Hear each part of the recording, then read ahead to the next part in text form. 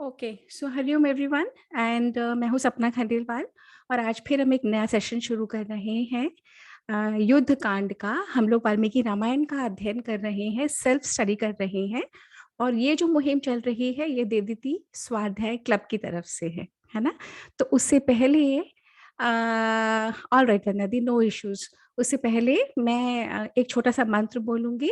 आप लोग सिर्फ अपने आप को म्यूट करके सुने। सुनने से हमारे संस्कार बैठते हैं एंड इसका मीनिंग बहुत क्लियर है, आप लोग अपने आप ही समझ जाएंगे, है ना। So beginning. ओम रामाय रामचंद्राय रामभद्राय वेधसे रघुनाथाय नाथाय सीताया पतये नमः। ओम रामाय रामभद्राय रामचंद्राय वेधसे रघुनाथाय नाथाय सीताया पतये नमः। तो इन्हीं शब्दों के साथ हम शुरू करते हैं अपना वाल्मीकि रामायण का सेशन। जहाँ पे हम पिछली बार थे हमने देखा था कि युद्ध कांड में हम हैं और युद्ध कांड में सारी सेना समुद्र के इस तरफ एकत्रित हो चुकी है। रावण की लंका उस पार है, सारी सेना यहाँ पे है। यहाँ पे पूरी स्ट्रैटेजी बन रही है कि कैसे आगे प्रोसीड करना है और किस तरीके से लंका जाया जाएगा। और लंका में क्या चल रहा है फिर वो हमने देखा था। यहाँ तो ये लोग अपनी स्ट्रैटेजी बना रहे हैं अंडर राम, सुग्रीव के अंडर पूरी वानर सेना की। और लंका में रावण लगा हुआ है। रावण लगा हुआ है क्यों? रावण लगा हुआ है अपने लोगों को मनाने में, अपने बात रखने में कि देखो जो मैं करके आया हूँ ना, मैंने कुछ गलत नहीं करा है।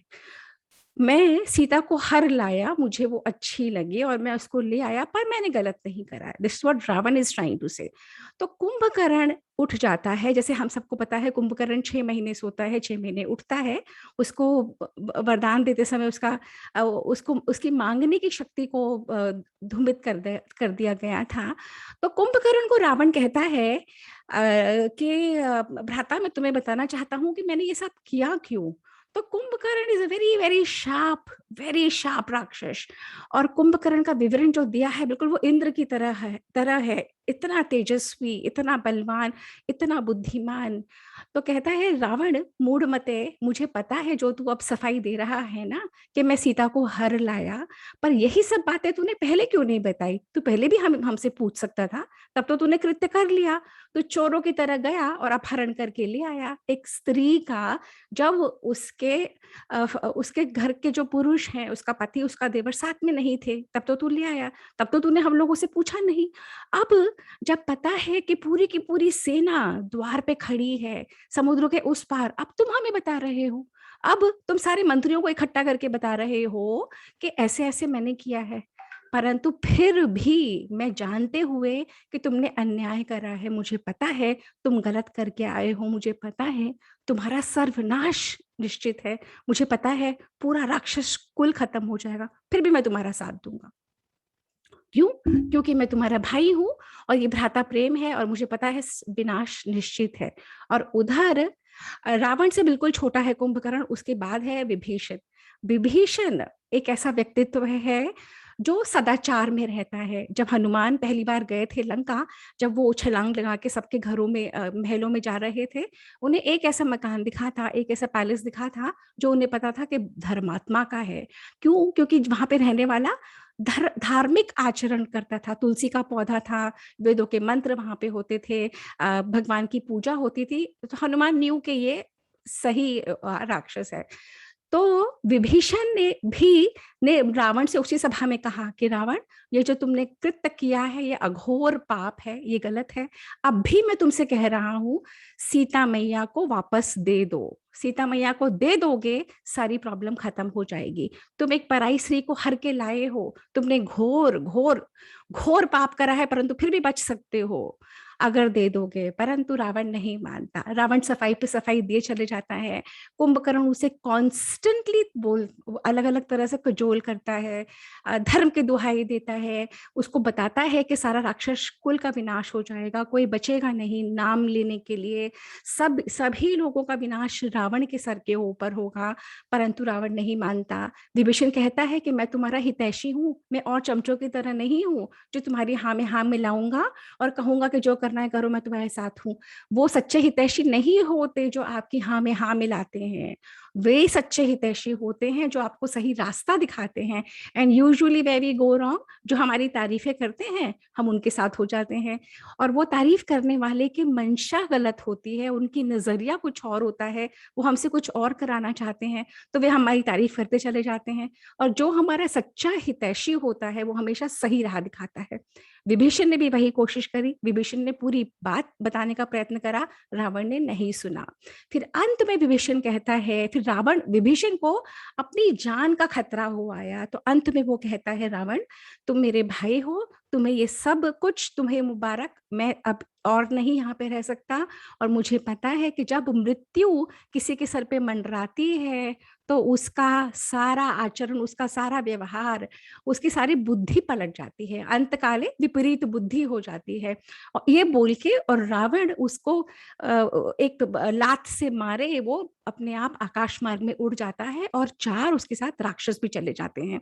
और वो चारों चारों आकाश में स्थित होके और रावण को बोलते हैं कि अब हम और नहीं, अब हम जा रहे हैं और हम राम के पास जाके शरणागति मांगेंगे। अब हम आज के दिन में सोचते हैं हाउ वाज इट पॉसिबल, कोई कैसे ऐसे उड़ सकता है। हाउ वाज, हम लोगों को तो हमेशा सिर्फ पता है कि लोग वॉक करते हैं या अपनी कार्स या व्हीकल्स में या प्लेन्स में जा पाते हैं।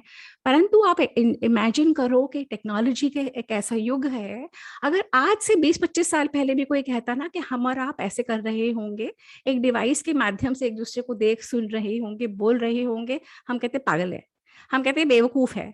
अगर आज भी एस्किमोस को या अफ्रीका के किसी रिमोट कॉर्नर में जाके बताएंगे ऐसी टेक्नोलॉजी है, तो उनको लगेगा ओ वाह पॉसिबल नहीं है, बट है ना। तो इसी तरीके से वो युग था, वो काल था जब टेक्नोलॉजी इतनी हाईली एडवांस थी।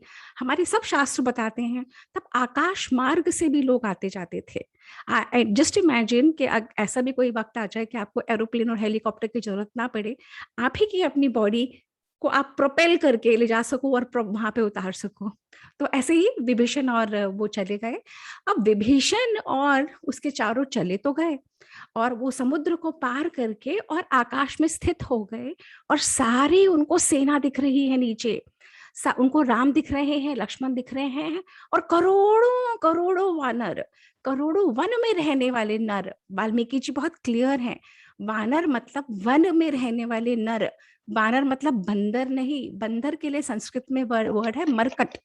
जैसे जो योगा करते हैं उन्हें पता है एक मरकट आसन होता है, मर्जरी आसन होता, अलग अलग आसन होते हैं, ऐसे मरकट यानी बंदर। तो करोड़ों वानर और रीछ और करोड़ों वहां पे दिख रहे हैं, और ये लोग उपस्थित हैं। अब ये लोग उपस्थित हैं और वहां पे नीचे सेना में क्या हो रहा है, वहां पे लोग देख रहे हैं ऊपर कि वो एक राक्षस आ रहा है, एक बहुत बड़ा राक्षस, और चार उसके साथ हैं। और ये लोग सब अपने अपने अटकल लगा रहे हैं, और ये लोग क्या कह रहे हैं, ये लोग कह रहे हैं ओ देखो कौन आ रहा है, ये आ रहा है लंका में, वहां पे उनकी तरफ से। जरूर ये आपके यहाँ से आवाज आ रही है कहीं से, प्लीज अपने आप को म्यूट कर लीजिए, जो अनम्यूटेड नहीं है, जो म्यूट वो है जहां से साउंड आ रही है। तो वहां पे ऊपर विभीषण है, नीचे यहाँ पे सेना है, लंका उधर रह चुकी है। यहाँ पे सब लोग अपने अपने अटकल लगा रहे हैं, कई तो बहुत उत्साह में जो होते हैं बानर, वो तो बड़ी बड़ी पत्थर तोड़ लाए, पेड़ उखाड़ लिया कि हम मारते हैं, हम उसे पीटते हैं। और वहां पे विभीषण नीचे नहीं उतरा, क्योंकि युद्ध नीति का ये वो असूल है। अगर सपोज विभीषण एकदम ही आ जाता तो यहाँ से उसे अटैक होता। तो विभीषण वहीं से आवाज देता है और जोर से बोलता है कि मैं विभीषण हूँ, मैं रावण का छोटा भाई हूँ। इस तरीके से रावण ने मेरे साथ बर्ताव किया है, मैं अपनी स्त्री पुत्रों को सबको छोड़ के श्री राम आपकी शरण में आया हूँ। उसने तो कह दिया, अब यहाँ तो हलचल मच गई। यहाँ पे जितने मुंह उतनी बातें। सुग्रीव कहता है श्री राम ऐसे ऐसे ही ऊपर खड़ा है, पर ये इसकी चाल है। आप खुद सोचो कि किसी का भाई छोड़ के आया है उसको, तो सुनियोजित चाल है, जरूर ये पूरा षड्यंत्र है। आपको बहुत परख के इसकी बातों को सुनना होगा। आप पहली बात समझो कि ये समय नहीं है, काल नहीं है, एकदम से आके खड़ा हो गया। और जहां तक मुझे लग रहा है, ये सुग्रीव बोल रहा है, जहां तक मुझे लग रहा है ये सिर्फ निरीक्षण करने आया है। ये ऊपर से देख रहा है हमारी सेना की कितनी माइट है, हमारे कितने लोग हैं, हम में कितना बल है, और ये सारी बातें जाके रावण को बता देगा। सेकेंडली, हो सकता है कि रावण ने इसे भेजा हो गुप्तचर बन के, ये सारी बातें सुन के आ जाओ। थर्डली, ये हम में फूट डलवाने आ रहा होगा। चौथा, ये करने आ रहा होगा कि देखूं तो सही ये कि किस तरीके के लोग हैं, ये क्या सोचते हैं, कैसे चलते हैं, सारी हमारी पोल ले जाके और वहां पे रावण को बताएगा। और सुग्रीव कहता है कि आप बस मुझे इशारा करो और मैं अभी इसको मार गिराता हूँ। सुग्रीव ये कहता है। उसके बाद जो अलग अलग वानर हैं, एक सेकेंड मुझे दीजिए, मैंने थोड़े से नोट्स बनाए थे। सुग्रीव कहता है इसे कैद कर लेना चाहिए। फिर अब श्री राम शांति से सारी बात सुन रहे हैं, और पर श्री राम तो बहुत बड़े नीतिज्ञ हैं। स्वयं श्री राम कहते हैं कि देखो, तुम सब लोगों ने सुग्रीव की बात सुनी, पर अब सब अपना अपना मत बताओ। सारे जितने भी वानर हैं, जितने भी दिग्गज वानर हैं, मुझे बताओ कि हमें क्या करना चाहिए। तो सारे वानर कहते हैं प्रभु, आप तो सारे संसार के ज्ञाता हैं, आप तो स्वयं भगवान हैं, परंतु फिर भी आप हमसे हमारी राय मांग रहे हैं। तो दे वर वेरी हैप्पी। तो अंगद कहता है कि देखो, ऐसा है कि कोई भी एकदम से आ जाए ना, तो उसको विश्वास नहीं करना चाहिए, पहले उसकी मंशा समझनी चाहिए, उसके मन का भाव पढ़ना चाहिए कि वो झूठ बोल रहा है। और वो कैसे पता लगेगा आपको? आप उसके गुण दोष विचारें कि उसमें गुण क्या है और उसमें दोष क्या है। और अगर गुण ज्यादा दिखे, दोष कम दिखे, तो आप उसे बुलाइए, नहीं तो वहीं से रफा दफा कर दीजिए। जो शरभ नाम का वानर है, वो कहता है इसके पीछे देखो, आप इसे बुला तो लो, इसके पीछे गुप्तचर रख दो। जैसे ही आप इसके पीछे स्पाई रखोगे, आपको सारी बातें पता लग जाएंगी। जो जामवान है, वो कहते हैं कि वो जामवान बहुत बड़े शास्त्रियों के ज्ञाता थे। तो वो कहते हैं कि ये जो रावण है ना, ये इसकी भेजी हुई जरूर कोई चाल है। जो मैंद है, अब ये जो सारे मैं नाम बोल रही हूँ ना, अनफॉर्चुनेटली हमें अपनी रामायण पता नहीं है, तो हमें ये नाम भी बड़े अजीब से लगते हैं। पर मैंने पिछले सैटरडे को बच्चों का सेशन किया था, और उसमें क्लियरली डिस्क्राइब था कि शरभ किसकी संतान है, जामवान किसकी संतान है, मैंद द्विविद किसकी संतान है। तो आप में से जो भी इंटरेस्टेड होगा ना, वो सेशन सुन लीजिएगा, लास्ट सैटरडे का सेशन है ना। तो मैंद जो है, वो कहता है कि वो मैंद नीति और अनीति के ज्ञाता है, और वो कहता है कि हम एक काम कर सकते हैं, हम मीठी मीठी बोली बोल के इसके मन की पोल निकलवा सकते हैं, और फिर हम इसका भाव एनालाइज करते हैं। तो फिर हम भाव एनालाइज करके डिसाइड करेंगे कि ये विभीषण सच बोल रहा है कि ये झूठी बोल रहा है ना। और उसके बाद जो हनुमान है, जो संपूर्ण शास्त्रों के ज्ञाता हैं, जो सबसे बड़े दिग्गज हैं, जो इतने बड़े नीतिज्ञ हैं, इतनी समझ है उनमें, हनुमान ने 8-9 पॉइंट्स बताए। हनुमान कहते हैं देखो कि ये सारा जो मैटर है ना, इस समय मैटर एक्सट्रीमली क्रिटिकल है, सिचुएशन ऐसी है कि बिल्कुल वॉर का सिनारियो है, हम इस तरफ है, वो इस तरफ। ये सारी जो बातें इन लोगों ने बोली है ना कि गुप्तचर रख दो और उसके मन के वो देखो और ऐसे करो, ये प्रैक्टिकल नहीं है। गुप्तचर तब रखा जाता है जब व्यक्ति कहीं और होता है। ये तो हमारे बीच में रहेगा, हमारे बीच में रह के इसके ऊपर आप गुप्तचर रखोगे, तो ये तो आप कर ही नहीं पाओगे। फिर वो कहते हैं, हनुमान जी कहते हैं कि एकदम से काम में लगाना भी ठीक नहीं है। फिर हनुमान जी कहते हैं टाइम और प्लेस अगर ये राइट नहीं है, तो कौन सी राइट है? विभीषण एक नीच व्यक्ति को छोड़ के एक श्रेष्ठ व्यक्ति के पास आया है। विभीषण ने देख लिया कि जहां वो था, जहां उसका भाई था, वहां सब कुछ ध्वस्त होने वाला था, सब कुछ खराब होने वाला था। वो सब कुछ छोड़ के अपने मन की शांति के लिए अपनी पत्नी और अपने बच्चों को छोड़ के आया है। अगर हम उस पर इस समय शंका करेंगे, तो उससे मिलने वाली मैत्री का जो लाभ है, उससे भी हम हाथ धो बैठेंगे। अगर हम किसी अननोन को भेजते हैं उससे पूछने के लिए कि बता भाई तू क्यों आया है, तो जो अच्छा होना होगा वो भी नहीं होगा। फिर हनुमान कहते हैं कि कि मन की बात आसान थोड़ी है जानना, परंतु इतना डिफिकल्ट भी नहीं है। जैसे आपका शरीर है, जैसे आपका आकार है, वो तो छुपाए नहीं छुपता, है ना? आप परंतु आपके मन के भाव आप छुपा सकते हो, पर अगर आप एनालाइज करो, ये हनुमान के शब्द हैं, ध्यान से सुनिएगा। अगर आप एनालाइज करो, आप किसी की बॉडी लैंग्वेज से, किसी के फेशियल एक्सप्रेशन से, किसी के अंदर के भाव इजीली पढ़ सकते हो। आपको इजीली समझ में आ सकता है कि उनके माइंड में क्या चल रहा है। आप बहुत अच्छे से जज कर सकते हो, पर उसके लिए आपको अपने अंदर वो कैपेबिलिटी डेवलप करनी होती है कि मनुष्य या वो इंसान बोल क्या रहा है और मीन क्या कर रहा है, उसकी आंखें क्या कह रही हैं, उसके शब्द क्या कह रहे हैं। जैसे मैं अक्सर बोलती हूँ कि जो हिस्ट्री हमें स्कूल्स में पढ़ाई जाती है, हिस्ट्री में सिर्फ एक लंबी सीरीज ऑफ इन्वेजन्स के लेसन्स होते हैं ना, पर हमें ये नहीं सिखाते कि हमारी जीवन को किस तरीके से हम अच्छा कर सके, किस तरह हम अपनी पोटेंशियल को पहुंच सके, नहीं बताते।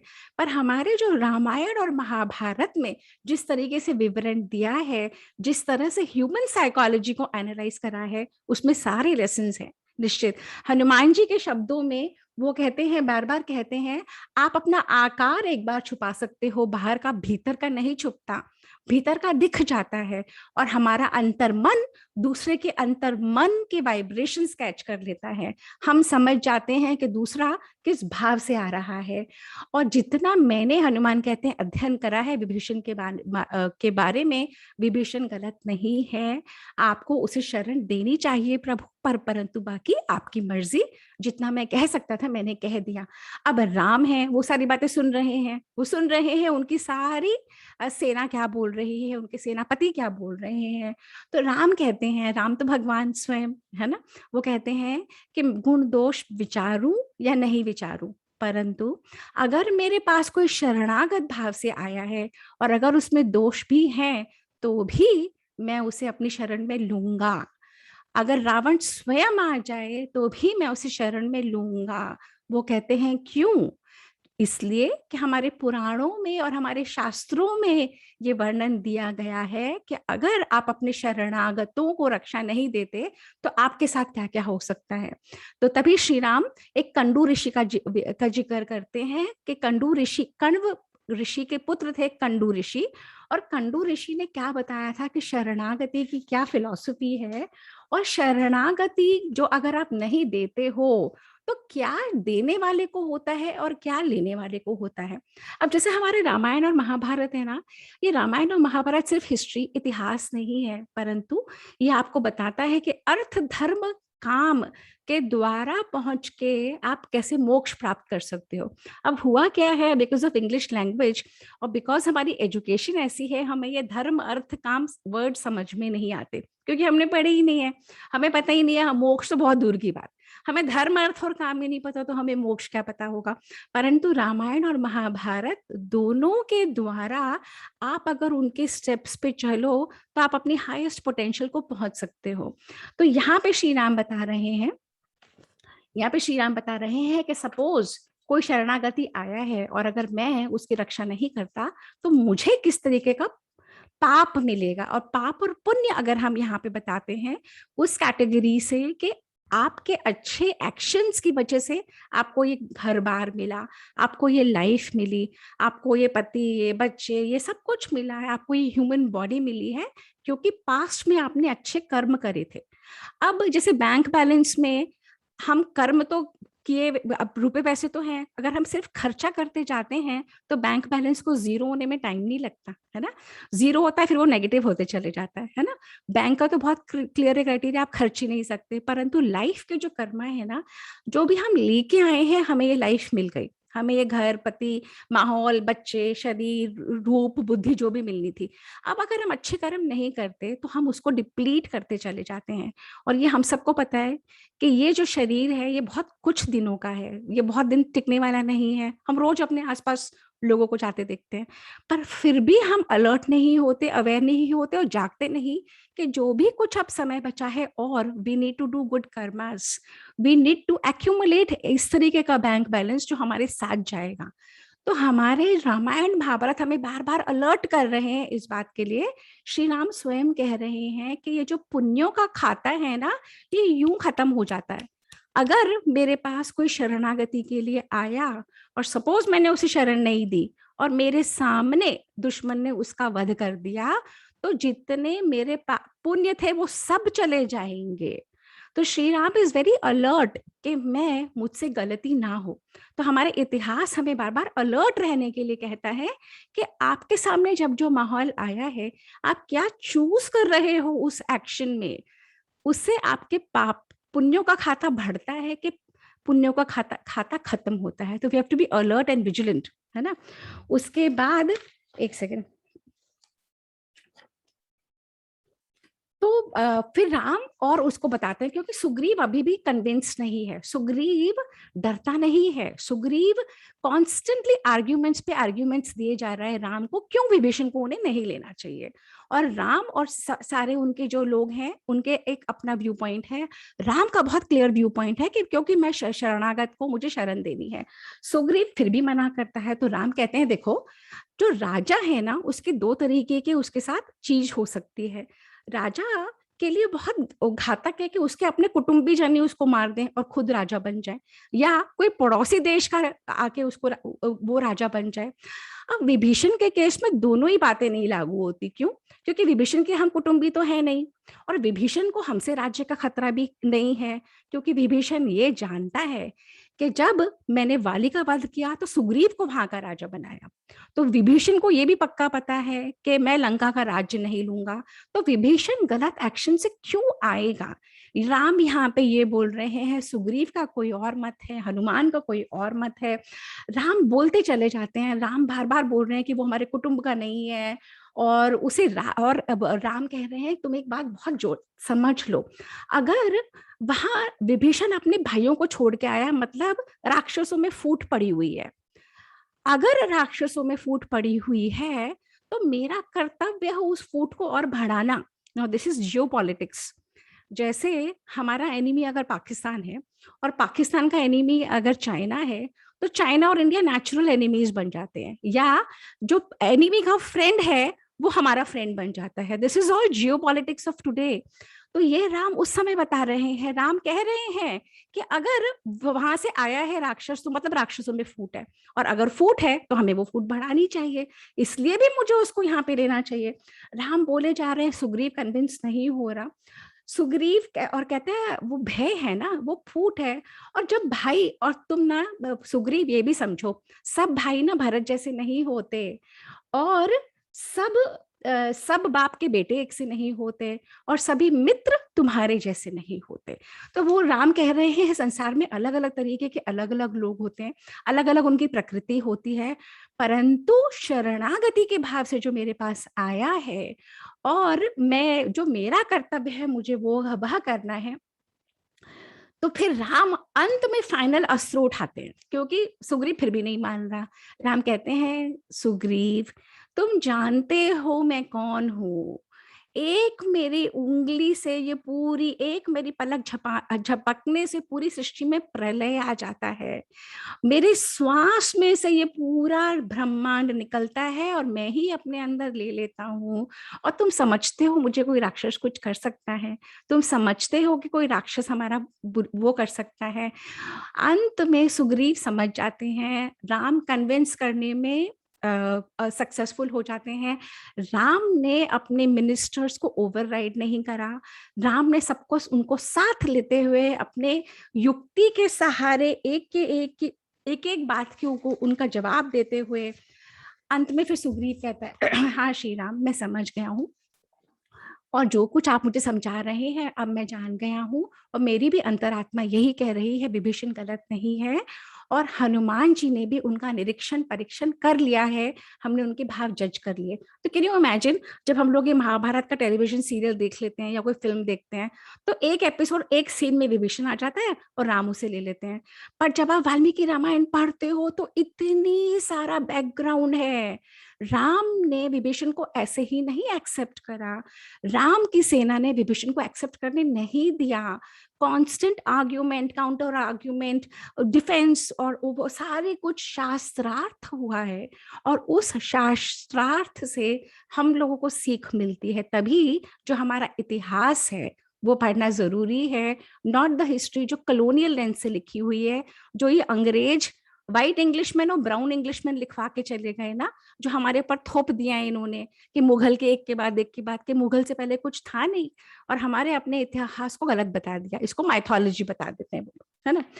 अच्छा, फिर अब विभीषण को समझ आ गई कि विभीषण ऊपर से ही देख रहा है, यहाँ पे इतना सब कुछ हो रहा है। तो अंत में फिर विभीषण ने फिर आवाज दी, हे प्रभु शरणागति। तो श्री राम ने कहा, अभय वरदान दिया, और वो सब लोग नीचे उतरे। और जब वो नीचे उतरे तो उन्होंने दंडवत प्रणाम करा श्री राम के चरणों में। और श्री राम ने, वाल्मीकि जी यहाँ पे लिखते हैं कि श्री राम के नेत्र अश्रुपूर्ण थे, और वो भाव था उनके उसमें गदगद, और विभीषण का वो भाव था। और श्री राम ने विभीषण को गले लगाया। एक राक्षस, ये लोग हमें कास्ट बताते हैं, ये लोग कहते हैं कि ब्राह्मण और दलित होता है, ये लोग कहते हैं ये कास्ट भी, ये सारा कॉलोनाइजर्स हमारे यहाँ जड़ के चले गए।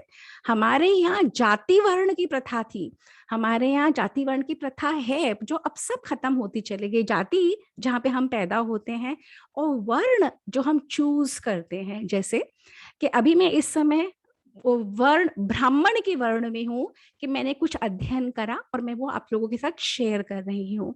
अगर मैं अपना बिजनेस करती हूँ तो मैं वैश्य के वर्ण में होती हूँ। अगर मैं कुछ क्रिएट कर रही होती हूँ, सेवा करती हूँ, तो मैं शूद्र के वर्ण में होती हूँ। इसी तरीके से हमारे ही एक मनुष्य में अलग अलग वर्ण है। It was never meant to be caste, जो ये लोग बना के चले गए, because of that divide and rule policy. तो जो अब मैं अपनी बुक की सीरीज पे काम कर रही हूँ, इसमें बहुत क्लियर चैप्टर्स हैं जिसमें इन्होंने कास्ट को किस तरीके से यूज करके हम सबको डिवाइड कर दिया, और अभी हम अपने आप को कास्ट में बटावा पाते हैं। कांस्टेंट फ्रिक्शन हमारी सोसाइटी में क्रिएट करके चले गए। In any case, Shri Ram ने विभीषण को गले लगाया, विभीषण अश्रुपूर्ण हो गया, बहुत उसके अंदर से ही इतना कृतज्ञ वाली भाव। फिर श्री राम ने सेकंड सेंटेंस उससे पूछा, अच्छा अब तुम मुझे बताओ, रावण के पास बल और अबल क्या क्या है? क्योंकि मेन मुद्दा तो यही है, मेन मुद्दा तो सीता मैया वहां पे अभी भी इम्प्रिजन है, मेन मुद्दा तो पूरी सेना यहाँ पे है, मेन मुद्दा तो ये है कि समुद्र को कैसे पार किया जाए। तब विभीषण बताता है, विभीषण एक एक के बारे में बताता है। अब इसी तरीके से घर का भेदी लंका ढाए। अगर हम अपना घर मजबूत नहीं करके चलते, अगर हम अपने घर को ही नहीं संवारते, अगर हम अपने घर को ही एक नहीं बना पाते, और इस तरीके से हो जाता है, तो किस तरीके से वंश समाप्त हो जाते हैं, कैसे नष्ट हो जाते हैं। It's beautiful example. और रावण बताता है, ये बताता है विभीषण कि जैसा कि आप जानते हैं, रावण है हमारी पूरी लंका का स्वामी। रावण को वरदान ये मिला हुआ है, एक मनुष्यों के अलावा वो किसी से भी नहीं मारा जा सकता, क्योंकि वो मनुष्य को बहुत तुच्छ समझता था। इसलिए उसने वर ही ऐसा मांगा कि नाग और गंधर्व और किन्नर और यक्ष और देवता स्वयं कोई भी मुझे नहीं मार सके। मनुष्य तो इतना तुच्छ उसने कभी सोचा भी नहीं था। तो रावण है हमारा राजा, उसके बाद है अध्यक्ष है रावण, उसके बाद उसका दूसरा भाई है कुंभकर्ण, जो इतना शक्तिशाली है जैसे स्वयं इंद्र, उसके बाद हूं मैं और विभीषण, और हमारे सेनापति का नाम है प्रहस्त। प्रहस्त वही सेनापति है जो कैलाश में युद्ध हुआ था ना, तो कुबेर के सेनापति गंधमादन को हमारे सेनापति प्रहस्त ने हराया था। फिर है रावण का पुत्र इंद्रजित। अब इंद्रजित के बारे में मैं क्या बताऊं, विभीषण कह रहा है श्री राम को, इंद्रजित के पास ऐसे ऐसे गोह के चमड़े के दस्ताने हैं, जैसे वो ग्लव्स पहन लेता है, वो दस्ताने पहन लेता है, वो इनविजिबल हो जाता है। तो और उसके पास इस तरीके के आयुध हैं, क्योंकि उसने बहुत तपस्या कर करके अलग अलग देवताओं से सारे आयुध इकट्ठे करे हैं, और वो इनविजिबल, जैसे मिस्टर इंडिया हमें दिखाते हैं ना, बिल्कुल इंद्रजीत वैसे बन जाता है। और फिर वो अलग अलग जगह से रणभूमि में अलग अलग अटैक करता है, क्योंकि कोई उसे देख नहीं पाता। तो मेघनाद और इंद्रजीत, इंद्रजीत का ही नाम मेघनाद है, और वो अग्निदेव के समान उसमें शक्ति है। उसके बाद है हमारे जो भयंकर राक्षस है, उनका नाम है महोदर, महापार्श, अकंपन, ये हमारे सेनापति हैं। 10 कोटि 1 खरब राक्षस रक्त मांस मज्जा का भोजन रोज करते हैं, और ये लोकपाल और देवताओं के युद्ध में ये जीते थे, और सब देवताओं और लोकपालों को हरा दिया था इन लोगों ने। उसके बाद राम ने कहा, देखो ये सब तो मुझे पहले ही पता है, ये सब तुम मुझे कोई नई बात तो बता नहीं रहे। मतलब राम देखना चाहते थे कि विभीषण कितनी अंदर की खबर दे रहा है। तो राम कहते हैं ये सब तो कॉमन नॉलेज है, ये सब तो हम सभी को पता है, मैं जानना चाहता हूँ टिपिकल वो बातें जिसके द्वारा हम रावण को हरा सकते हैं। तो विभीषण कहता है, हे राम, जब वो वक्त आएगा कोई भी बात आपसे छुपेगी नहीं, हर कुछ मैं आपको बताऊंगा। तब राम समझ जाते हैं विभीषण के अंतर्भाव से कि इसको लंका का राजा घोषित करना होगा। तब वे लक्ष्मण को कहते हैं कि जाओ और सब समुद्र का तीर्थ जल लेके आओ, और वहां पे वो लोग विभीषण का राज्याभिषेक स्वयं श्री राम करते हैं। और जैसे ही विभीषण का राज्याभिषेक लंका के रूल के लिए करते हैं, तो विभीषण में एक यकायक जो चेंजेस और आते चले जाते हैं, वो जो उसको बैलेंस और समझ में और आती है। तो विभीषण से राम कहते हैं, देखो मैं समझ रहा हूं तुम्हारी बात, अब तुम लंका के राजा हो, अब मुझे ये बताओ कि जो इतनी अपनी मैसिव सेना है यहाँ पे, इनको समुद्र के उस पार कैसे ले जाएं? समुद्र अथाह गंभीर सैकड़ों योजनों का इतना बड़ा, और इतनी सारी सेना को वहां पे कैसे ले जाएं? और यहाँ पे खत्म होता है 19वां सर्ग, अब 20वां सर्ग शुरू हो रहा है। तो विभीषण कहता है, श्री राम, इसका एक ही उपाय है मेरे पास। जो समुद्र है ना, ये आपके ही वंश में राजा सगर थे, वो आपके ही पितामह हैं, आपके ही पूर्वज हैं, और राजा सगर के ही पुत्रों ने खोद खोद कर समुद्र को इस रूप में इतना विशाल, इतना विस्तृत किया है। तो चूंकि सगर समुद्र आप ही के वंश का, आप ही का पूर्वज है, तो अगर आप उनसे मांगोगे तो वे जरूर प्रकट होके आपको रास्ता बताएंगे। तो विभीषण को ये बात समझ में राम को ये बात समझ में आ जाती है, और राम अपने मंत्रियों को कहते हैं, अब बताओ ये विभीषण ये कह रहा है तो क्या यही उपाय करें? तो सारे मंत्री कहते हैं, श्री राम आप स्वयं सब सर्वज्ञ हैं, परंतु फिर भी आप हमसे हर चीज पूछते हैं, दे फील वेरी हैप्पी। तो वो कहते हैं हाँ बिल्कुल ऐसा ही करें। तो वाल्मीकि जी ने वर्णन दिया है कि समुद्र है यहाँ पे बीच में, और इधर श्री राम है, पूरी सेना है, और उधर लंका दिख रही है, और यहाँ पे कुश की चटाई बिछा के और श्री राम दंडवत दंडवत अपने वो करते हैं। तो दंडवत हम कैसे करते हैं? ऐसे करते हैं ना, ये हम ऐसे करते हैं। तो वाल्मीकि जी बता रहे हैं कि कुश की चटाई बिछा के समुद्र के बीच के ऊपर, समुद्र के किनारे श्री राम दंडवत कर रहे हैं। और कितने दिन? पूरे 3 दिन और 3 रातें, पूरे 3 दिन और 3 रातें एक ही पोजीशन में, बगैर खाए, बगैर पिए, बगैर कुछ करे श्री राम दंडवत कर रहे हैं। और यहाँ पे वाल्मीकि जी ने ब्यूटीफुल डिस्क्रिप्शन दिया है। किस चीज का डिस्क्रिप्शन दिया है? आपके यहाँ से किसी के यहाँ से आवाज आ रही है, प्लीज म्यूट कर लीजिए, है ना। तो एक सेकेंड, मैं एक्चुअली डिस्टर्ब हो जाती हूँ, मेरा थॉट फ्लो रुक जाता है फिर। हाँ मैंने कर दिया। तो वाल्मीकि जो ग्राफिक डिस्क्रिप्शन दे रहे हैं कि किस तरीके से श्री राम दंडवत कर रहे हैं समुद्र को, कि समुद्र अपने आधिदैविक रूप में ऊपर आके और उनसे वार्तालाप करे और उन्हें आगे रास्ता बताए। And literally, and I will read out a few lines, है ना। तो अच्छा, इससे पहले एक और होता है विवरण।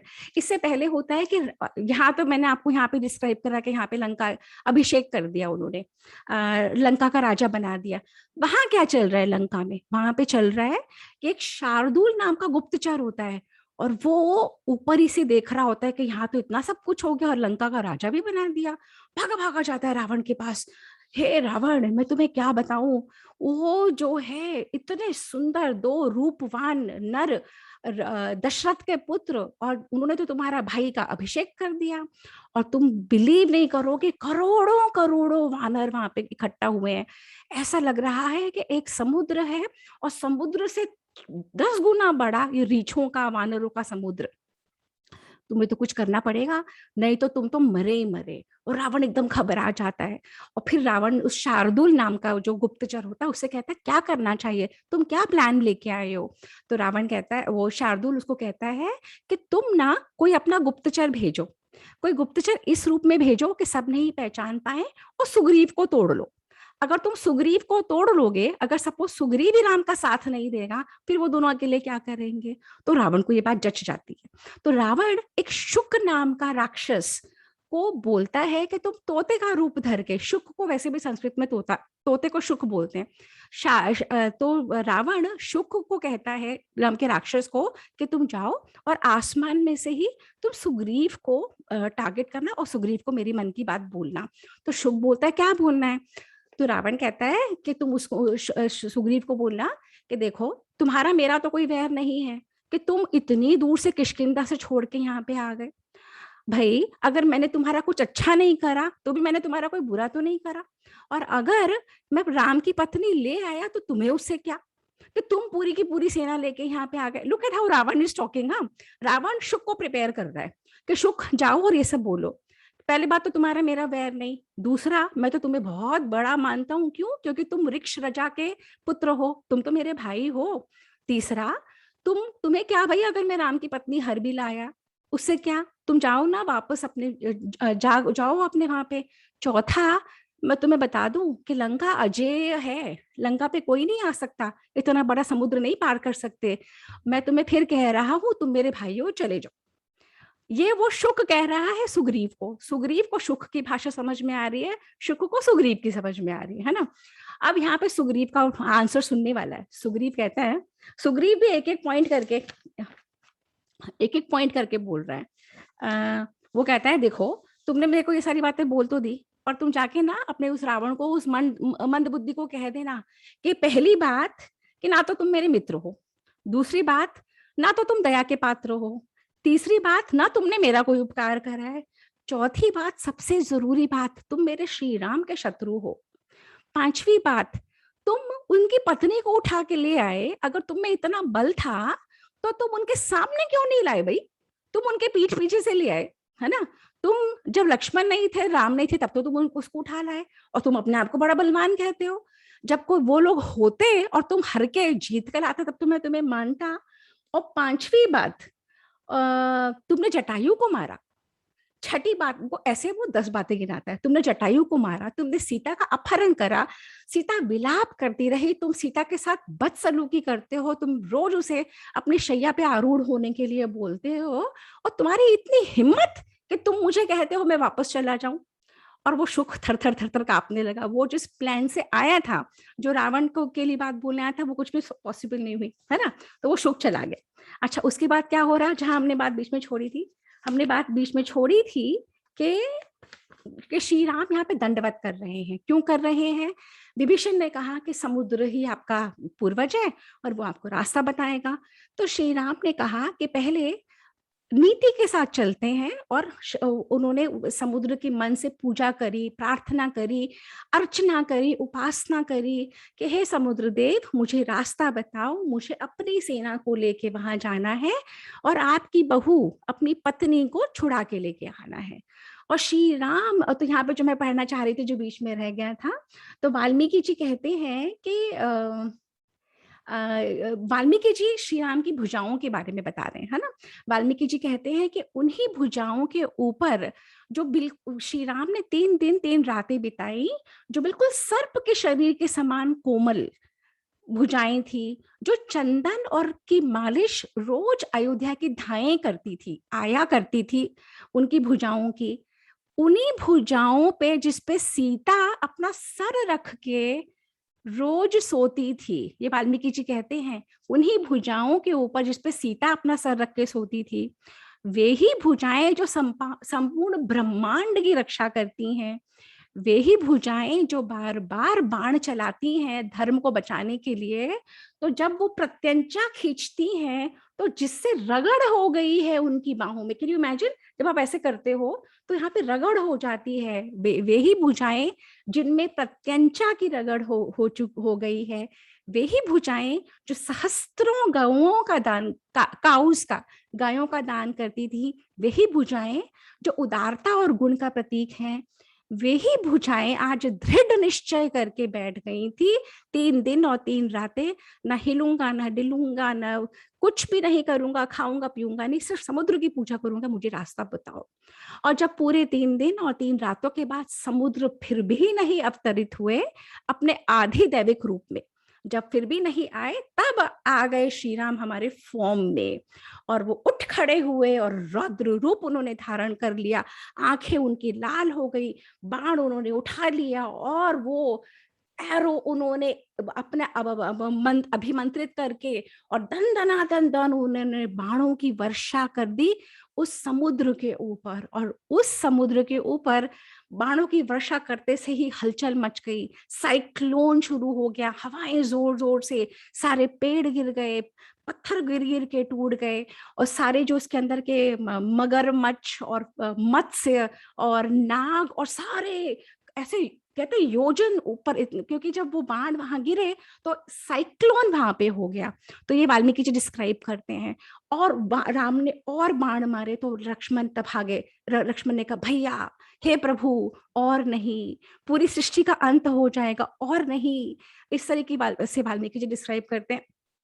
उन्होंने उनको रोका, और उतनी ही देर में उन्होंने देखा, और राम ने कहा कि जो ऐसे मनुष्य होते हैं जो अकृतज्ञ होते हैं, जिन्हें ये नहीं समझ में आता कि अगर मैं तमीज से, अच्छे से, साम दाम की नीति से चल रहा हूं और मैं झुक के प्रणाम करके कुछ मांग रहा हूं तो नहीं देते, परंतु इसीलिए मुझे दंड उठाना पड़ा, इसीलिए मुझे इनको पनिश करना पड़ेगा, तब आएंगे। और तब समुद्र देव ने अपना रूप दिखाया, आधिदेविक रूप में आए। और जो वाल्मीकि जी ने यहाँ डिस्क्राइब करा है, ब्यूटीफुल, एक एक इस तरीके का देवता उसमें से निकला, स्वर्ण के आभूषण पहने हुए, मोतियों की मालाएं, माणिक और सारे, क्योंकि समुद्र में ही सारे रत्न होते हैं ना, तो और लाल रंग के वस्त्र, लाल रंग की मालाएं, जगमगाता चेहरा, सारे स्वर्ण के आभूषण पहन के उसमें से आए और निकले, और श्री राम के सामने नतमस्तक खड़े हो गए। और यहाँ पे गंगा देवी, यहाँ पे सरस्वती देवी, सारे नदियों के साथ समुद्र देवता आए और श्री राम के सामने नतमस्तक हो गए और कहा, प्रभु आप जो मुझे कह रहे हो मैं समझ रहा हूं, पर आप ये बात समझो, जैसे सूर्य अपना धर्म नहीं छोड़ता, सूर्य कभी नहीं छोड़ता हीट और लाइट देना, पृथ्वी अपना धर्म नहीं छोड़ती, पृथ्वी आपको हमेशा धारण करती है, वायु अपना धर्म नहीं छोड़ती, आपके अंदर की सांस और बाहर अग्नि, और ये पांचों तत्व अपना धर्म नहीं छोड़ते। मैं समुद्र अपना धर्म नहीं छोड़ सकता था, मैं नहीं बता सकता हूं कि मैं कितना अगाध हूं, कितना डीप हूं और कितना अथाह हूं, मेरी विवशता है, परंतु मैं आपको बताऊंगा कि आप उस पार कैसे जा सकते हो। आपके ही अपनी सेना में नल नाम का एक वो है वानर, और वो नल है, वो विश्वकर्मा, ऋषि विश्वकर्मा का पुत्र है, और वो विश्वकर्मा के जैसा ही है, उसमें सारी कैपेबिलिटीज हैं, सारा टैलेंट है। वो इस तरीके का सेतु बनाएगा इस समुद्र के ऊपर कि आपकी पूरी की पूरी सेना वहां पे पहुंच जाएगी। और ये कहे कि समुद्र और वो सारी जो देवताएं देवियां थी, और वे भी, क्योंकि हाहाकार मच गया था पूरे विश्व में, सारे देवता ऊपर आ गए थे, सारे जानवर उसके समुद्र के अंदर सब थर थर थर थर कांप रहे थे।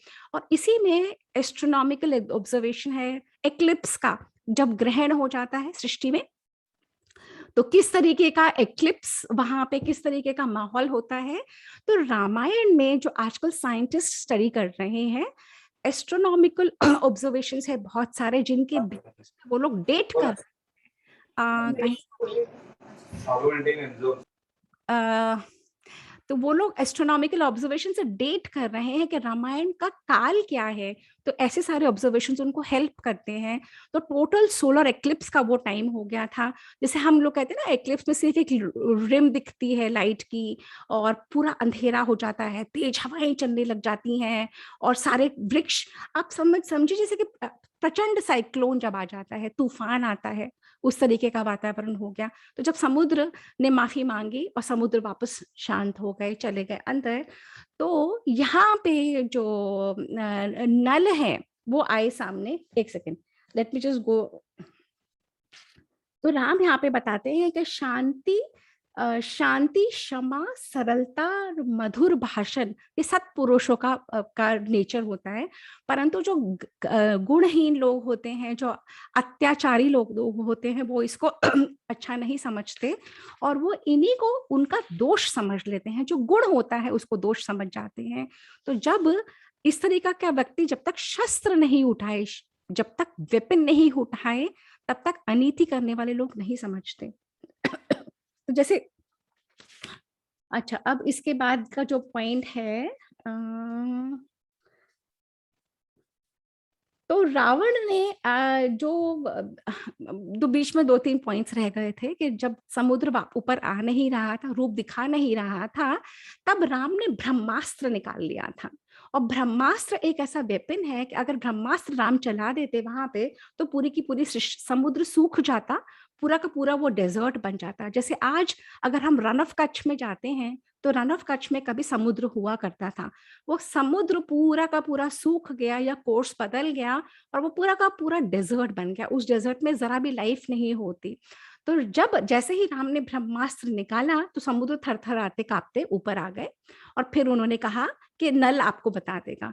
पर राम ने उस समय कहा कि ये ब्रह्मास्त्र तो मैं निकाल चुका हूं, अब ये ब्रह्मास्त्र तो वो तो छोड़ना ही पड़ेगा, अब मैं कहाँ छोड़ूं।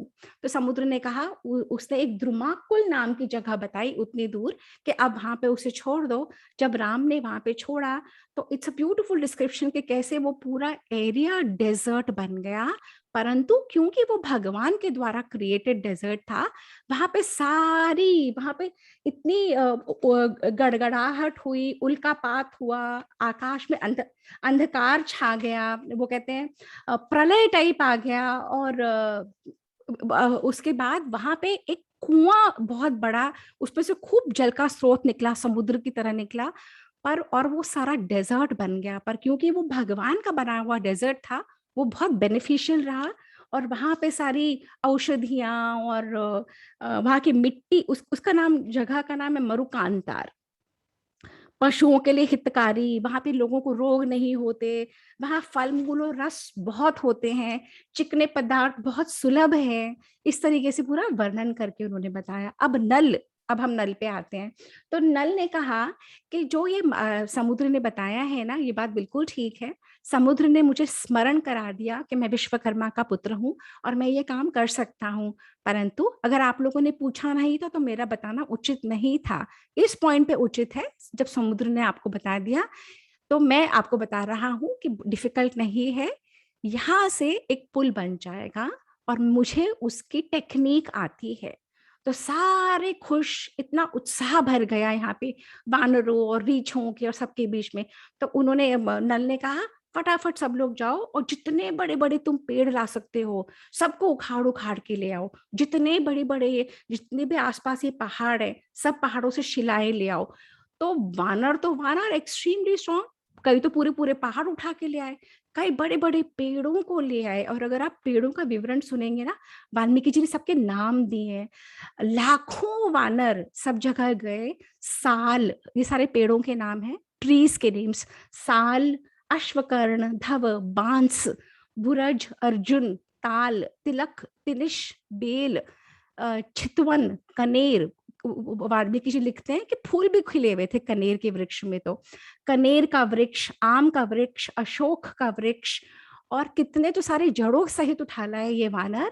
ताड़ का, अनार की झाड़ियां, नारियल के पेड़, बोड़े, करीर का पेड़, बकुल, नीम का पेड़, शिला पर्वत सारे उठा उठा के ले आए और वो लोग फेंकते चले गए समुद्र में। तो वाल्मीकि जी डिस्क्राइब कर रहे हैं जब इतनी बड़ी बड़ी शिलाएं उसमें फेंकते थे तो समुद्र जोर से इतना ऊपर तक उछलता था, और सारे उसके साथ जानवर, वो सारे मगरमच्छ और मछलियां और ऑक्टोपसेस और सारे उछल उछल के ऊपर, और जब पानी नीचे सेटल होता तो वो भी नीचे चले जाते। तो इस तरीके से वाल्मीकि जी डिस्क्राइब करते हैं कैसे कि, और कुछ को नल ने बताया तो कुछ मेजर कर रहे थे।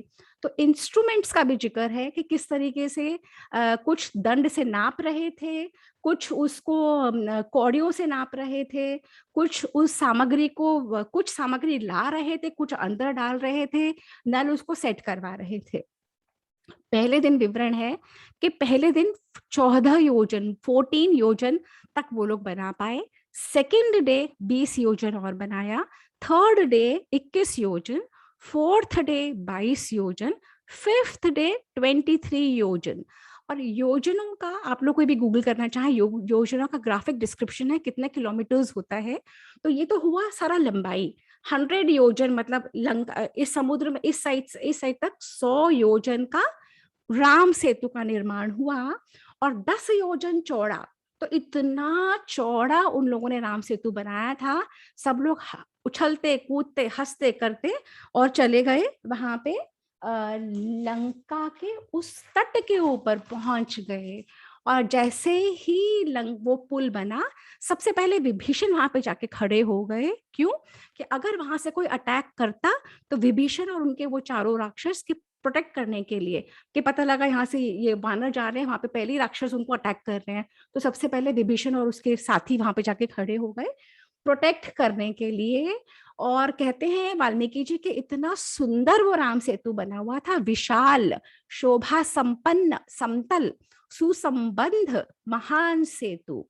और इस तरीके से वो लोग जब लंका के उस तट पे पहुंचे, वे उन्होंने वहां पे पड़ाव डाला, वहां पे अपने टेंट्स बनाई, वहां पर जहां पे बहुत सारे फल मूल जल सब कुछ की सुविधाएं थी, और वहां पे उन्होंने अपनी छावनी बनाई। और कहते हैं राम ने सबको कहा बी वेरी केयरफुल, यहाँ पे सब जगह राक्षस हैं, अटैक करने के लिए आएंगे, तो कुछ आप लोग रहोगे, कुछ पहरा देंगे। इस तरीके से उन्होंने युक्ति पूरी बनाई, पूरी नीति बनाई कैसे अपने आप को प्रोटेक्टेड रखना है।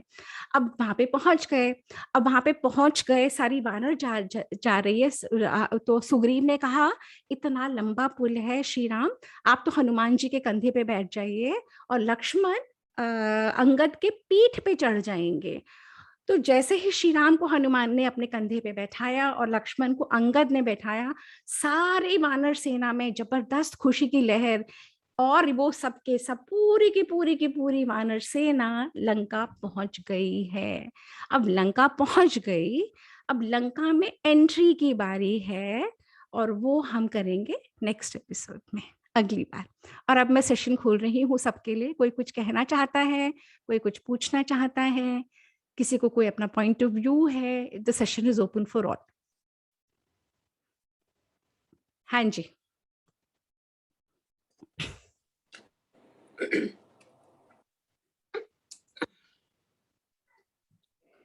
हाँ जी पारुल, कुछ कहना चाहते हो?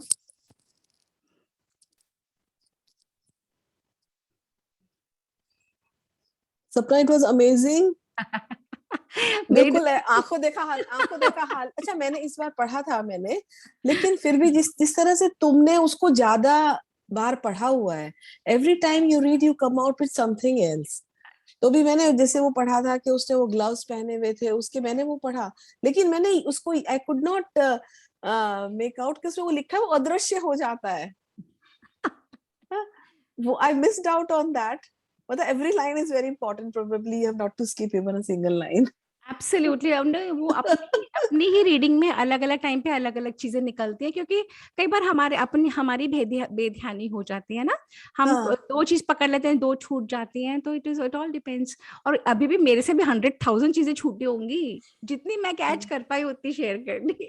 और फिर बिल्कुल लिखा बहुत कुछ, लिखने के बाद फिर उतना ही शेयर कर पाते हैं जितना, क्योंकि अगर मैं पढ़ के सुनाऊंगी इंटरेस्ट नहीं आता। और उसमें इंटरेस्ट भी उन्होंने तब बहुत आता है। सुंदर लिखा हुआ है कि वो किस तरह से आकाश मार्ग पे वो चारों वेट कर रहे हैं राम भगवान के कंसेंट की, कि that now you can come down. Yes, so yes, that was very beautifully described. And yes, क्योंकि और अब किस तरह से इससे ना, विवाद चल रहे हैं सबके, वानर हाँ, के, कोई सब लोग उसको कोई अपोज कर रहा है, कोई उसका अपने अपने इसके सब में. 2-3 पहलू ये भी हैं कि अगर सपोज कोई एकदम से आ जाएगा तो आप हाँ. नेचुरली सेल्फ डिफेंस में अटैक करोगे ना। तभी हम्म. अपने जो सेना सरेंडर करती है वो अपने हाथ ऊपर करके करती है कि भाई मेरे पास कोई वेपन नहीं है। जब भी हम्म. कभी भी कोई सरेंडर करता है यूं करता है ना। अगर कोई हम्म. यूं करेगा तो कोई इसे लगेगा अटैक कर देगा, तो इसीलिए बहुत सारी नीति सोच के तो जब हम सीरियल्स देखते हैं ना, तो ये सब चीजें हम कैच कर नहीं सकते हैं कि कितना बैकग्राउंड वर्क जाता है एक चीज के पीछे। और वाल्मीकि जी ने कितनी ब्यूटीफुली डिस्क्राइब करा है एक एक एक यस. एक स्टेप के, इन लोगों में क्या चल रहा है, वहां क्या चल रहा है, फिर इन लोगों में क्या हो रहा है, और कैसे राम कन्विंस कर रहे हैं। Counter argument, argument, counter argument. और कोई डर नहीं रहा, कोई राम का चमचा नहीं है, वहां पे चमचे बैठे हैं, तभी वो हार बिल्कुल, रहे हैं, वहां चमचे ही चमचे बैठे हैं, है ना। हाँ बिल्कुल, जी। बिल्कुल. हाँ जी आशिमा, कुछ कहना आपको? हाँ जी, मैंने एक चीज यहाँ पे एक और नोट की हम्म, कि जो दूत आता है शुक शुक हम्म, के रूप में, वो भी क्या उसको पता होता है कि ये प्रभु राम जो है मतलब बहुत बड़ी चीज है, ऐसे मतलब नहीं है कि साधारण मानव नहीं है। तो जैसे ही वो अपना संदेश लेके आते हैं और कुछ लोग उनको पकड़ लेते हैं, बानर लोग, तो लास्ट में वो वही कहता है कि नहीं प्रभु आप ही मुझे बचा सकते हो, आप मुझे बचाओ, ये लोग मुझे मार देंगे, मेरे मेरे पंख नोच लेंगे, और अगर आप हाँ. नहीं बचाओगे तो क्या होगा कि मैं आपके ऊपर ये सारा जो मेरा पाप कर्म है सारा आपके ऊपर आ जाएगा। बिल्कुल, तो बिल्कुल, मतलब हम्म. यहाँ पर बिल्कुल, उसको ये एहसास था कि श्री राम जी जो हैं बिल्कुल, वो प्रभु हैं, ना कि साधारण मानव है, बिल्कुल। और इसलिए। शुक, शुक का ये भी आश्रमा थे, उस शुक की वर्णन करता है। जब शुक ऊपर ही होता है तो सारे वानर जा जा के पंख नोच लाते हैं, वो हम्म। त्राही त्राही हे प्रभु शरणागति शरणागति, वो वहीं से चिल्लाना शुरू कर देता है। बहुत सुंदर विवरण, बिल्कुल ठीक बोला आपने आशिमा, बिल्कुल सही। हाँ जी। और किसी को कुछ कहना है? Priyanka, you heard for the first time, hope you like the session. Yes the, seriously मुझे अब रिग्रेट हो रहा है, मैंने लास्ट जितने भी थे सेशन हुए थे क्यों मिस करे. And thank you so much. मतलब मेरी जैसी जनरेशन के लिए कि इस टाइम पे कनेक्ट होना बहुत जरूरी था. या एंड तो सीरियसली थैंक्स टू यू दी, सीरियसली. My pleasure. तो what you need to do is, हमारे सारे सेशंस रिकॉर्डिंग्स हैं अवेलेबल ऑन यूट्यूब। तो you have to go to the Dev Didi foundation channel और my own channel and you can have a look, they are all there. तो no, definitely definitely. अब no तो मुझे लगता है रिग्रेट्स। एक जने को बोलना पड़ेगा कि प्लीज एक बार सुनो, क्योंकि इतनी डिटेलिंग से शायद हम कभी पढ़ के वो समझ ही नहीं सकते. यू नो, आप जिस तरीके से डिटेल से बताती हो कि एक चीज कि क्या क्या चीजें हो रही थी, कैसी कैसी थी, हमें से लगता, मुझे नहीं लगता पढ़ के हम कोई समझ भी पाएंगे उस लेवल पे. एक्चुअली होता क्या है प्रियंका, ये तो खैर भगवान दे देता है, जब अपन करना शुरू करते हैं आर्ट आ जाती है। पर जो मैंने ऑब्जर्व करा है कि अगर हम पढ़ के ही बोलते हैं तो लोगों का इंटरेस्ट नहीं डेवलप कर पाते। जितना हमने पढ़ा और जितना हमें रिटेन हुआ, अगर हम उतना भी कम्युनिकेट करने में सक्षम हो जाते हैं ना, तो लोगों का इंटरेस्ट आता है, फिर वो अपना स्वाध्याय खुद कर सकते हैं। परंतु अगर मैं सिर्फ अपना अपना पढ़ती चली जाऊंगी तो इंटरेस्ट बनता नहीं है। तो इंटरेस्ट क्रिएट करने के लिए पहले इंटरेस्ट होना जरूरी, फिर वो माइंड में होना जरूरी, फिर वो बोलना जरूरी। वो भगवान करा देता है प्रियंका, नॉट टू वरी। हो जाता है। और एक ट्रू और चीज दैट. मैं कहना चाहूंगी, जो हम जो लाइव सेशन हम जब ज्वाइन करते हैं ना, उसकी जो एनर्जी होती है, वो मैंने देखा रिकॉर्डेड में, it is not that much energetic जितना हम लाइव में उसको उसकी एब्सोल्युटली, एनर्जी हम ग्रैस्प करते हैं या एब्जॉर्ब करते हैं. very true, Parul, very true. Because it's happening right now, and we are so many women with the same mind flow, तो it all comes together, और एक दूसरे में हम सहायक होते हैं, एक खत्म दूसरे की जर्नी के लिए हम सहायक बन जाते हैं। बीना जी, आपको कुछ कहना है? आपने बहुत ही सुंदर तरह से समुंदर का किस तरह से पुल बनाया, सेतु, बहुत ही सुंदर एक्सप्लेन किया है। जैसे कि नल और नील थे, वो कहा गया था कि जब श्री राम जी, उनके ऊपर राम राम लिखा हुआ था और वो हर पत्थर उसमें डाल रहे थे और वो तैरते जा रहे थे, तो श्री राम ने कहा नहीं नहीं, ये मेरा कुछ भी नहीं है। तो जब वो नल और नील कहते हैं, जब राम जी खुद ही उसको नहीं लेना चाहते तो वो तैरेंगे कैसे? जब उन्होंने ही छोड़ दिया है तो वो तैर नहीं सकते। और हनुमान जी भी एक बड़ा ये पर्वत लेकर आए थे और वो खड़े रहे उसमें समुंदर में, तो सारा पुल तैयार। बीना जी, मैं जी। आपको एक सेकंड इंटरप्ट करती हूँ। ये एक्चुअली जी। क्या है, रामायण सदियों से सदियों पहले की है और सदियों से इसकी रीटेलिंग होती है। तो अलग जी अलग रीटेलिंग में अलग अलग होता है, पर अलग अलग। वाल्मीकि रामायण में I was actually surprise to see कि गिलहरी का कोई मेंशन नहीं है। हमें गिलहरी हाँ बताते हैं कि छोटी सी गिलहरी। वाल्मीकि हाँ रामायण में कोई मेंशन नहीं है कि राम का मेंशन नाम नहीं। लेके पत्थर तैराए गए, बिल्कुल भी नहीं है। वो सब हाँ भक्ति भाव में जब अलग अलग वक्ता अलग अलग इसी स्टोरी को अपने अपने भाव से बोलते हैं। भाव तो से। जी। कुछ वक्ता बहुत भक्ति का भाव डालते हैं। तो तुलसीदास जी ने हम्म। डाला, वाल्मीकि की रामायण में कहीं कोई जिक्र राम नाम का नहीं है। सेकेंडली, कोई जिक्र राम लिख के पत्थर तैराने का नहीं है। थर्डली, गिलहरी का कोई जिक्र है ही नहीं। स्ट्रेट सिंपल क्लियर टर्म्स में उन्होंने बताया है कंस्ट्रक्शन कैसी हुई, क्या मटेरियल यूज किया गया, कितने योजन पर डे उन्होंने बनाया।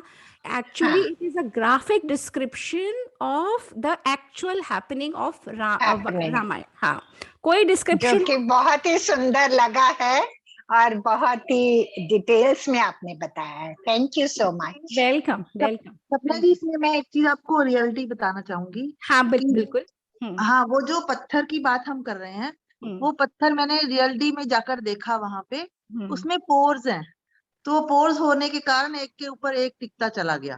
तो अभी भी वो रखे हुए हैं एक मंदिर में उन्होंने, कि ये वाले पत्थर से पुल बनाया गया था। और दूसरा एक चीज और इसमें बताई गई है, आतिथ्य सत्कार, वो भी इसमें बहुत अच्छे से डिस्क्राइब किया है कि वो किस तरह एक कबूतर ने मतलब किसी को शरण दी, व्याध को, चाहे उसने कबूतरी को ही तंग किया, लेकिन फिर भी उसने अपना धर्म नहीं छोड़ा। तो जो हमारा अतिथि देवो भव वाला है, वो भी यहाँ पर एक बहुत बड़ी बात है। बिल्कुल बिल्कुल। ये उसी कहानी में है कि जो कबूतर है, एक बाज आता है, कबूतर का ही मांस खाना चाहता है, और कबूतर अपना शरणागत धर्म अपना रखने के लिए अपना ही स्वयं का मांस उसे खिलाता चाहता है। अब वही बाज कबूतरी पे अटैक करता है उसकी पत्नी के ऊपर, तो भी कबूतर अपना मांस उसे खिलाता जाता है। तो श्री राम ये एग्जाम्पल दे रहे हैं उसको, सुग्रीव को ये बताने के लिए कि शरणागति का भाव से विभीषण आया है, मैं नहीं छोड़ सकता। तो हम कहने का ये तात्पर्य है कि हमारा इतिहास जिस ढंग से लिखा गया है, जिस ढंग से नरेट होता है, जिस ढंग से बताया सुना जाता है, इसमें अपनी ग्रोथ के लिए चांसेस हैं। जो हिस्ट्री, जो कॉलोनियल लेंसेज से हिस्ट्री होती है, उसमें ऐसा कुछ नहीं है। और वो हिस्ट्री एक विजन है, किसी और ने किसी और के बारे में बताई। यहाँ वाल्मीकि जी स्वयं के सामने सब कुछ हो रहा है। वाल्मीकि जी राम के समकालीन हैं। He is observing it and then he is writing it down. So that is the difference. History is his story and this is इतिहास। इतिहास ऐसा ही हुआ था, ऐसा ही हुआ है, is what I want to emphasize. और प्रियंका, I'm very happy कि तुम्हारे जनरेशन के लोग अगर जुड़ेंगे और तुम्हारे थ्रू और लोग जुड़े और बच्चे जुड़े, बिकॉज इवेंचुअली तो हमारे बच्चों के माइंड्स में ये जाना जरूरी है कि ये माइथोलॉजी नहीं है, ये इतिहास है, ये हमारी हिस्ट्री है। वेरी ट्रू दी, वेरी ट्रू, है ना। तो अब सैटरडे का सेशन तुमको वो भी जरूर देखने चाहिए। इट्स अ ब्यूटीफुल डिस्क्रिप्शन कि ये शरभ कौन है, नल कौन है, नील कौन है, गंधमादन कौन है। ये हमारी एज की लेडीज को ही नहीं पता, हमारी हमसे भी बड़ों को नहीं पता, क्योंकि हमने सब छोड़ दिया। हमने सोचा रामायण महाभारत तो superstitious, so outdated. Like my dad tells me, oh my god what have you gotten into. मैंने कहा daddy what do I tell you, ऐसे है ना। तो इन्हीं शब्दों के साथ हम सेशन वाइंड अप करें। 5 o'clock हो गए, 5:10 है ना। किसी और को और कुछ कहना, कुछ पूछना? अगले बार का सेशन कोई आप में से लेना चाहता है? पारुल, तुमको लेना है? सपना, मैं ना थोड़ा सा बिजी मैं चल कोशिश रही हूँ, करूंगी, कुछ और मेरा ना गला बहुत ज्यादा, आई रिकवर्ड फ्रॉम वायरल अच्छा, दैट कोरोना। कोई बात नहीं। आशिमा, तुम कुछ कह, कोई बात थ्रोटी नहीं, अटैक हुआ था। हाँ, कोई बात नहीं, रेस्ट। हाँ आशिमा, तुमको कुछ कहना है? मैंने कहा मैं कोशिश करती हूँ, क्योंकि मैं आपके साथ वो 3 सेशन भी अटेंड कर रही हूँ। तुम क्या कर रही हो, दोबारा बोलो। जो आप देवालिया वाला आपने ज्वाइन किया, मैंने भी कर लिया। हाँ हाँ हाँ, मैंने देख लिया था, मैंने देख लिया हाँ था। जी। हाँ, तो तुम बता देना, 2 दिन 3 दिन में नहीं कर हाँ पाओगी जी, फिर हाँ कोई जी। ना वरना दियो, मेरे में से कोई ना कोई तैयारी कर हाँ, लेगा। हाँ, क्योंकि डेफिनेटली। मेरी बेटी को ना कोविड भी हो रखा है। अच्छा, तो फिर तुम इस बार का रहने दो, नेक्स्ट टाइम का कर लेना, या मैं फिर तुम नेक्स्ट 2 टाइम, दिन नेक्स्ट टाइम हाँ का कर। अभी अभी मैं कोशिश करती हूँ करने ओके की। Okay, alright. अच्छा, ये कृष्णा जी नई जुड़ी हैं क्या, कृष्णा खंडेलवाल? ये आइंदा ने भी। दी अच्छा, वो दैट्स मेरी मॉम है। प्रियंका's मम्मा। अच्छा, नमस्ते जी, Yes. Welcome. Welcome to the session. I am not sure आपने कितना सुना, पर आप जरूर से रिकॉर्डिंग सुनिएगा और आपको बहुत इंटरेस्ट आएगा। दिस इज एक्चुअली क्या, Ramayan connects us, Ramayan is so close. और अगर हम महाभारत शुरू करेंगे ना, Mahabharat is a beautiful text. तो रामायण सबसे पहले तो वाल्मीकि रामायण रामचरितमानस नहीं है, अलग ग्रंथ है, हमारे देश का इतिहास है। संस्कृत से हिंदी में अनुवाद गीता प्रेस गोरखपुर का मंगा लीजिए, अपने घरों में जरूर होनी चाहिए। बच्चों को पता तो लगे ये कैसा ग्रंथ है। हम ऐसे हिंदू हैं, हमारे घरों में ग्रंथ ही नहीं होते। मुश्किल से एक आधा शायद किसी के घर में हनुमान चालीसा मिल जाएगी या रामचरितमानस, उसके अलावा कुछ नहीं होता। And we are the library of the nation. We are known to be a land which is full of scriptures, of shastras. तो हमें अपनी वो धरोहर पकड़नी है, और अगर हम पकड़ लेंगे तो हमारे बच्चे और उनके बच्चे तो यूं पकड़ लेंगे। और हमें अपने देश को बनाना है विश्व गुरु, तो उसको बनाने के लिए इजी शॉर्टकट नहीं है, मेहनत करनी पड़ती है, सबको अपनी अपनी करनी पड़ेगी। है ना? तो इन्हीं शब्दों के साथ आज सेशन वाइंड अप करती हूँ। Thank you. Hariom everyone, Hariom.